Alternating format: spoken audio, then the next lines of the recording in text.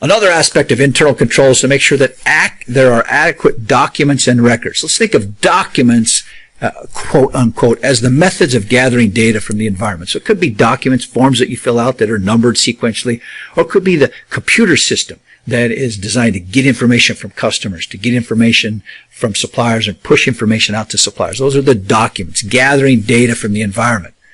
Records, that's the accounting system. That's what we're studying here, the accounting system. And the accounting system, if it's adequate, has to be complete, accurate, safe, and secure. Secure meaning that unauthorized people can't get access or change the data that are in the system. So a good system of internal controls involves good documents, gathering data from the external environment, and good records, a good system of managing that data, a good accounting system. I'll tell you, it always helps to have somebody looking over your shoulder, independent checks. That just controls a lot of behavior. If I know somebody at any moment could come and say, well, what do you got going here? The records here say that there should be $7,530 cash in this box. Let's just count and see how much cash there is in this box, to have somebody coming from time to time. So these independent checks, the external auditors, at the end of the year, you're going to have the auditors come in, people from outside your company, hired guns, freelance accountants are going to come in and say, okay, let's have a look at what's going on here.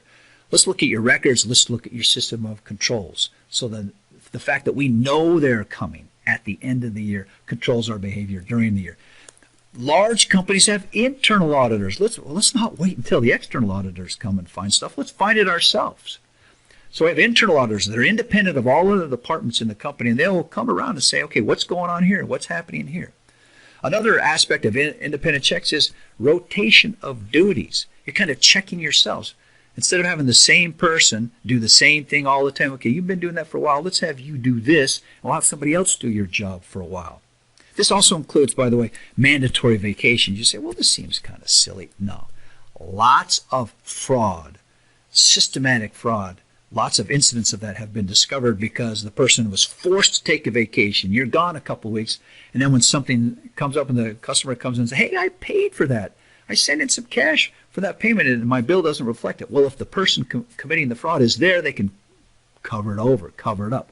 But if they're not there, if they've been forced to take a vacation, then these things come to light. So forcing people to rotate their duties, take vacations on a regular basis, that's also a way to enforce independent checks. Independent checks, one more example of a control activity inside of business.